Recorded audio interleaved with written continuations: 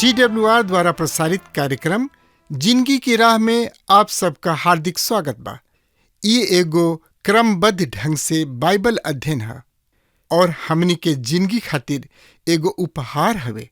परमेश्वर चाहे लें कि हर आदमी का जीवन पवित्र होखे, हर आदमी पाप से छुटकारा पाए ताकि दंड का भागी ना बने। एक कार्यक्रम के द्वारा हम यही दिशा में आप सबका मार्गदर्शन करतनी। तो चलिए आज की कार्यक्रम के आरंभ कइल जा। वचन अध्ययन से पहले सुनी एगो सुंदर आत्मिक गीत। प्रभु खातिर बदला विचार हो, छोड़े दुनिया जहनवा। प्रभु खातिर बदला विचार हो, छोड़े दुनिया जहनवा। प्रभु खातिर बदला विचार हो, छोड़े दुनिया जहनवा।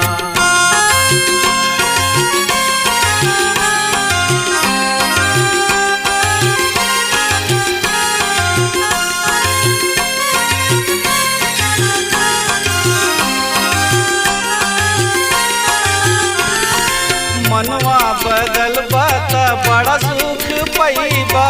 मनवा बदल बात बड़ा सुख पैबा। नाही त पीछे तू नरक में जइबा। नाही त पीछे तू नरक में जइबा। नाही त पीछे तू नरक में जइबा। स्वर्ग के खुलल बा दरबार हो, छोड़ दुनिया जहनवा। स्वर्ग में खुलल बा दरबार हो, छोड़ दुनिया जहनवा। प्रभु खातिर बदला विचार हो, छोड़ दुनिया जहनवा।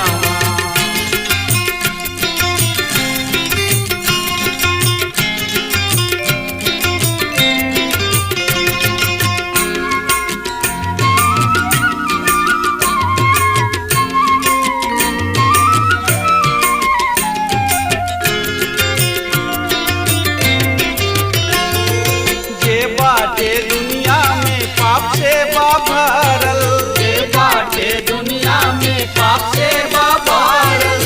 जिन यीशु नाम के केहू न तरल। जिन यीशु नाम के केहू न तरल। जिन यीशु नाम के केहू न तरल। यीशु नाम से बाटे उद्धार हो, छोड़ दुनिया जहनवा। बाटे उधार हो, छोड़ दुनिया जहनवा। प्रभु खातिर बदला विचार हो, छोड़ दुनिया जहनवा।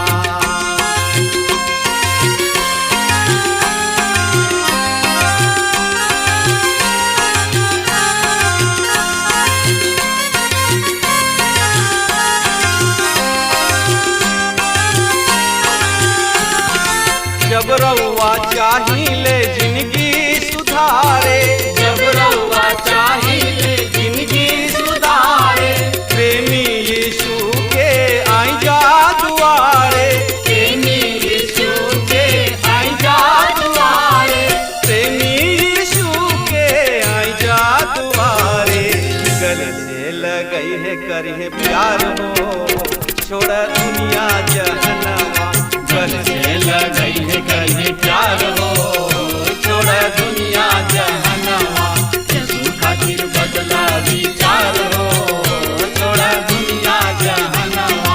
प्रभु खातिर बदला विचार हो, छोड़ दुनिया जहनवा। प्रभु खातिर बदला विचार हो, छोड़ दुनिया जहनवा। हाँ मित्र, पिछला संदेश में पढ़ रही जा कि परमेश्वर ओहनी लोग के न्याय से छुटकारा कर रहल बने।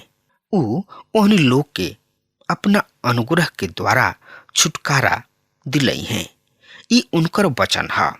आई इस सब के जानकारी खातिर रुआ हमरा संगे आपन पवित्र शास्त्र बाइबल निकाल लेनी हत। ओमे देखी यिर्मयाह नबी की किताब 33 अध्याय के 1 से 3 पद के हम पढ़े जा रहल बानी। सुनी रुआ ध्यान से। एह तरी से लिखल बा, तब यहोवा परमेश्वर के ई वचन दूसरा हाली यिर्मयाह के पास पहुंचल, जबकि ऊ पहरा के आंगन में बंदी रहन। यह परमेश्वर के जवन की पृथ्वी के बनौले, हाँ, यह परमेश्वर जवन की ओकरा के स्थापित करे खातिर ओकरा के रूप दिहले, उनकर नाम यहोवा परमेश्वर ह। ऊ एह तरी कहताणे, हमरा से प्रार्थना कर और हम तोहनी लोग के सुनब। हम तोहनी लोग के बड़ बड़ और गूढ़ बात बताइब जौना के तोहनी लोग नहीं खजानत। ई बहुते ही बढ़िया वचन ह। एकरा के लोग बड़ बड़ सभा सब में पढ़ेले, घोषणा करेले। मित्र, यदि रुआ परमेश्वर के साथ चलिना, उनका से संगति रुआ करिना, मित्र, हमने के जिंदगी में कभी कभी ऐसा सवाल आवेला जौना के जवाब दिहल बहुते ही मुश्किल हो जाला। हम खुद ही ना समझ पाइना कि एकर आखिर जवाब का ह। का रुआ जिंदगी में ए तरीके सवाल ना आवेला? हमरा जिंदगी में भी कुछ ए तरीके सवाल आवेला, सवाल रहे। हमरा उ दिन याद बा जब हम अकेला ही अस्पताल में अपना मेहरारू से मिले गोनी और नर्स बतौली कि डॉक्टर साहब रुआ से मिले चाहतानी।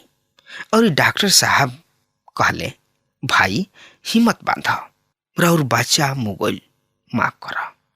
हम दोनों पति पत्नी एक दूसरा से अखबारी बांध के खूब रोवनी जा। और जब हम अस्पताल से बहरी आईनी तो हमरा मन में केवल एक ही सवाल रहे, काहे काहे काहे काहे ई सब भगोल। इर्मिया नबी की किताब 33 अध्याय के 14 से 16 पद एह तरी से बता रहा बा, यह परमेश्वर के ई बाणी है, देखा ऊ दिन आवे वाला बा जबकि हम ओ भलाई के वचन के जौन की हम इस्राएल और यहूदा के घराना सबके संबंध में कहले रही पूरा करब। वही दिन और वही समय हम दाऊद वंशी एगो धर्मी डाली के प्रफुल्लित करब और ऊ पृथ्वी पर न्याय और धार्मिकता के कार्य करी है। ओ दिन यह परमेश्वर के उद्धार हुई और यरूशलेम सुरक्षित बसल रही। ऊ यह नाम से जानल जाइ है, अर्थात यहोवा परमेश्वर के धार्मिकता हमें। ई दिन प्रभु यीशु मसीह के आवे के दिन के ओर संकेत कर रहल बा। ऊ हमनी की धार्मिकता हमें।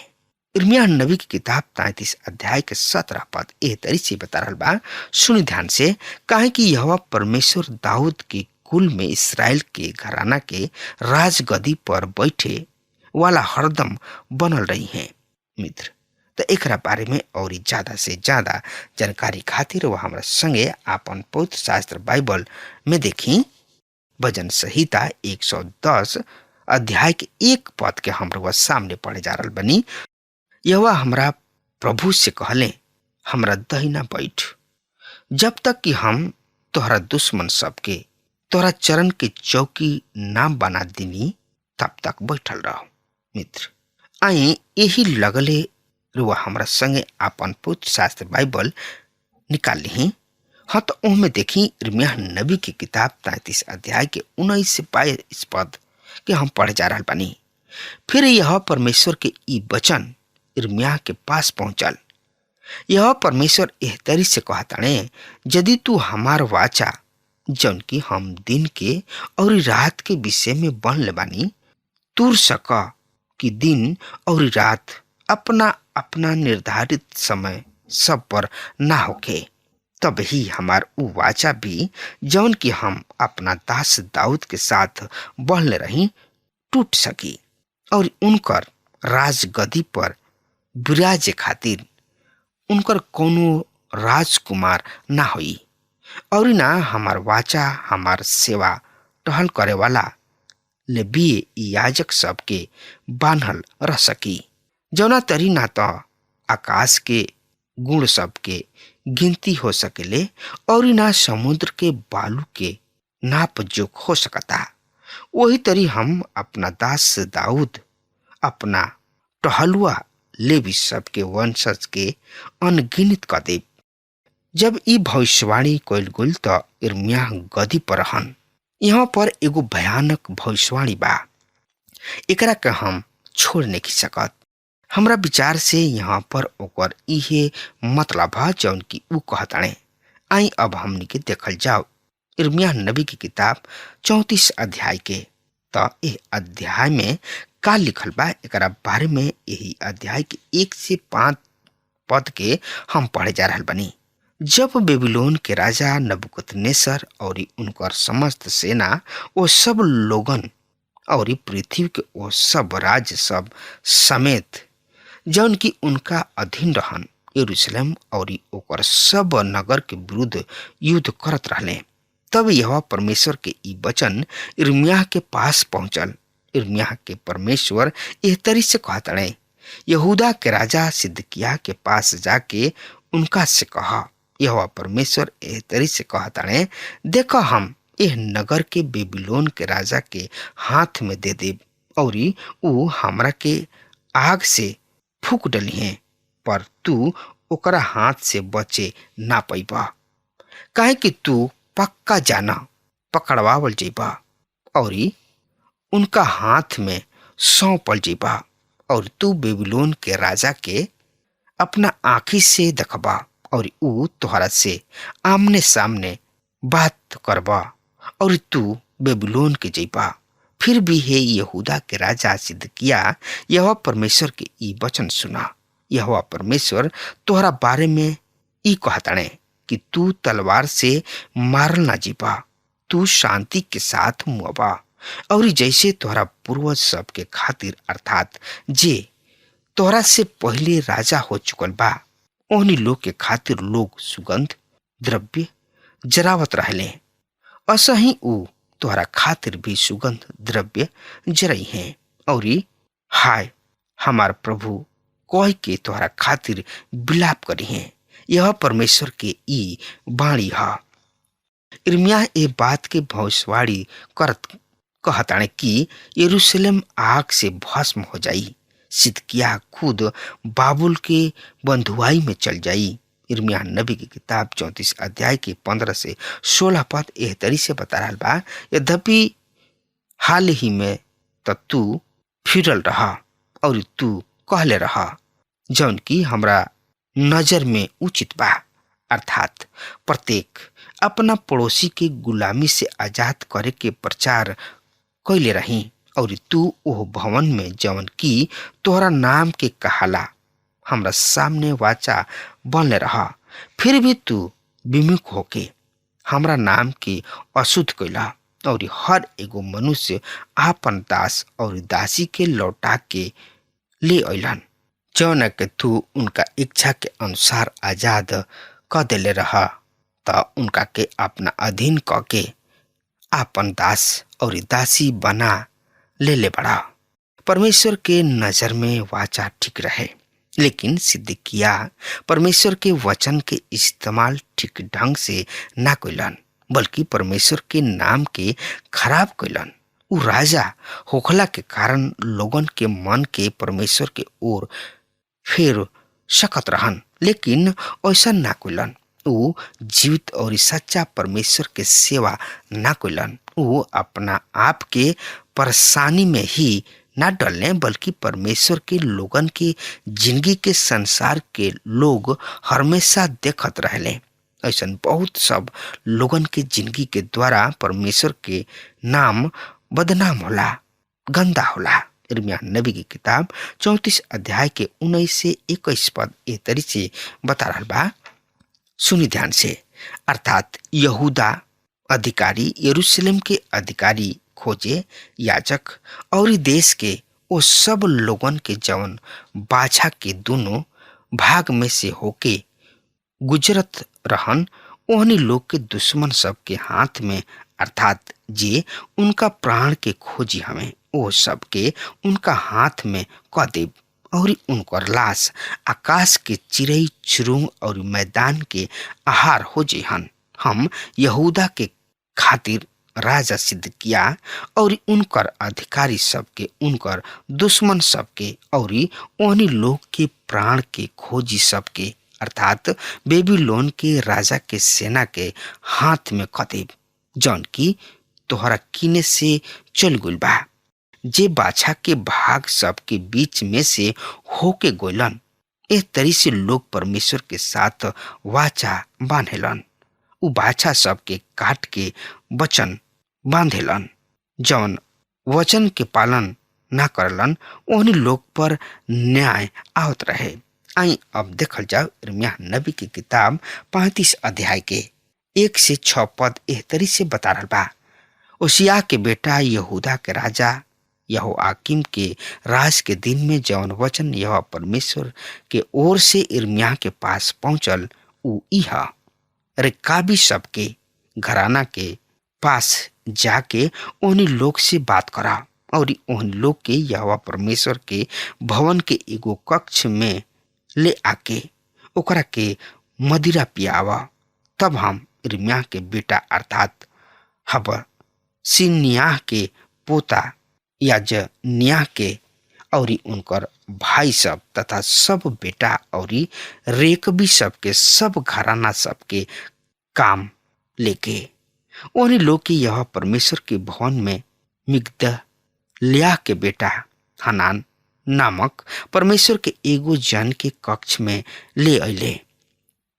ई कक्ष अधिकारी सब के कक्ष के समीप रहे और डेवड़ी के रखवाला सलूम के बेटा मसीह के कक्ष के ऊपर रहे।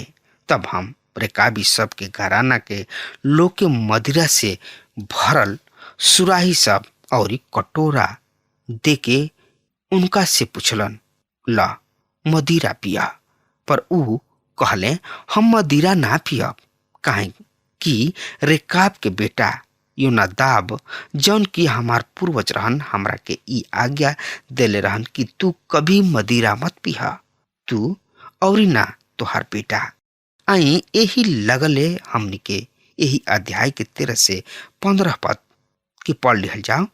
सेनावा यहोवा के परमेश्वर इस्राएल के परमेश्वर एह तरी से कहताणे, जाके यहूदा के लोग और यरूशलेम के निवासी सब से कहा, का तोहनी लोग हमार वचन सुन के हमरा आदेश सब के पालन ना करबल लोग? यहोवा परमेश्वर के ई बाणी है, यहोवा परमेश्वर के ई है बाणी है। रेकाब के बेटा योनादाब जौन आज्ञा अपना वंश के देले रहन कि तू मदिरा मत पिया, उ तो माना आज तक भी उ मदिरा ना पियले। उ अपना पूर्वज के आज्ञा के पालन कैलन। पर हम ओहनी लोग से बार बार बात कैनी, फिर भी ओहनी लोग हमार ना सुनले। एकरा साथ ही हम बार बार ओहनी लोग किने अपना सब नबी के भेजनी और कहत रहनी, तोहनी लोग अपना बुरा चाल से फिर लोग और अपना अपना काम के सुधार लोग और पराया देवी देवता के पीछे चल के ओहनी लोग के उपासना मत करा। तब ओहनी लोग वो देश में जना के हम तोहनी लोग के पूर्वज सब के देले बानी बसे पैबा। पर तोहनी लोग ना तो हमरा ओर कान लगौला और ना हमार सुनला। परमेश्वर रेकाब के परिवार और यहूदा के बीच एगो रेखा खींचताणे। उ बतावताणे, योनादाब जनक की रेकाब के बेटा हमें, उ हमार बात मान ले, पर तोहनी लोग हमरा आज्ञा के तुच्छ जनला। परमेश्वर यहाँ पर रेकाब के वंश आशीष और यहूदा के ऊपर न्याय के घोषणा करताणे। यिर्मयाह नबी की किताब 36 अध्याय के वह व्यवहार के प्रकट करल बा जौन की उनका दिल में परमेश्वर के वचन के प्रति रहे। त एकरा बारे में और ज्यादा से ज्यादा जानकारी खातिर रुआ आपन पवित्र शास्त्र बाइबल निकाल ली और उसमें देखी यिर्मयाह नबी की किताब 36 अध्याय के 1 और 2 पद एह तरी से बता रहल बा। सुनि ध्यान से। फिर ऐसन भइल कि ओसिया के बेटा यहूदा के राजा यहोयाकीम के राज के चौथा बरिस में यह परमेश्वर के ओर से यिर्मयाह के पास ई वचन पहुंचल। एगो किताब लेके ओह पर ओ सब वचन के अर्थात जौना बात के हम तोरा से इस्राएल यहूदा सब जाति के संबंध में जौना दिन हम पहले पढ़ब तोहनी लोग से बात कैनी, योशिया के दिन से लेके वरन आज के दिन तक कहनी उस सब बात के लिखला। यिर्मयाह नबी की किताब 36 अध्याय के 19 से 23 पद एह तरी से बता रहल बा। तब ओ अधिकारी सब बारूक से कहलन, जा तू और यिर्मयाह जाके छिप जा कि केहू के ई पता ना चले कि तू कहवा बाड़ा।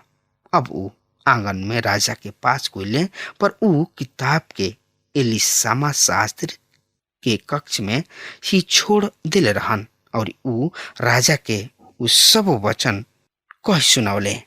तब राजा किताब के लेके आवे खातिर यहूदी के भेजले और ऊ उनका एलीसामा शास्त्री के कक्ष में से लेके अइलन।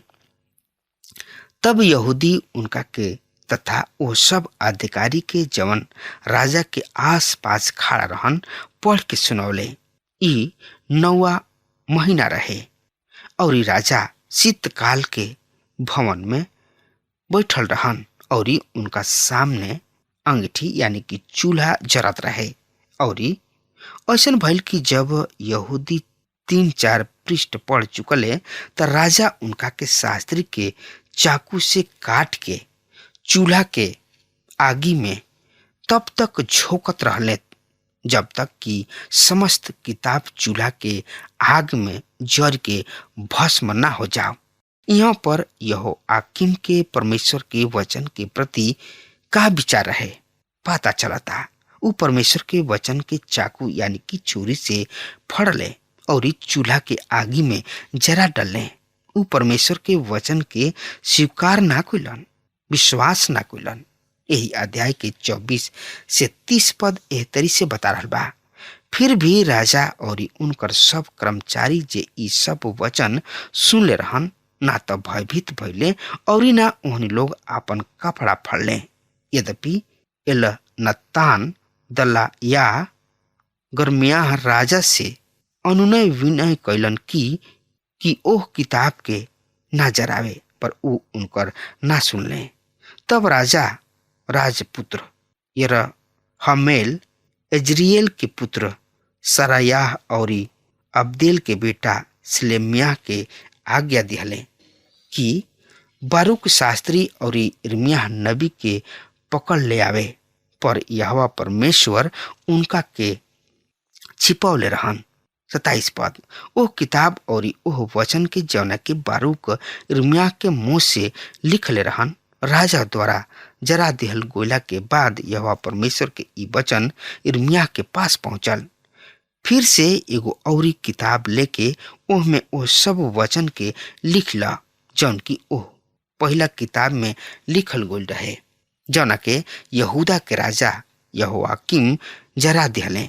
29 पद और यहूदा के राजा यहोयाकीम के विषय में तू ई कह कि यहोवा परमेश्वर एह तरी से कहताणे, तू ई कह के ओ किताब के जरा दिहलक कि तू एह में ई काहे लिखल कि बेबीलोन के राजा निश्चय आके एह देश के नष्ट कर दिहे और मनुष्य तथा पशु सब के एकरा में से मिटा डली हैं।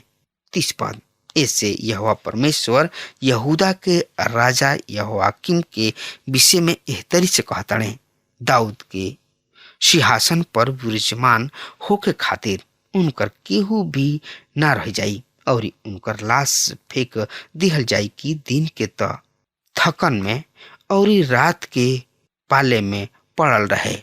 यिर्मयाह परमेश्वर के संदेश के बार बार उनका तक पहुंचावताणे, मगर यहोयाकीम ना मनले और आखिरी में यहोयाकीम के वंश के कोनो भी जन फिर गद्दी पर ना बैठी।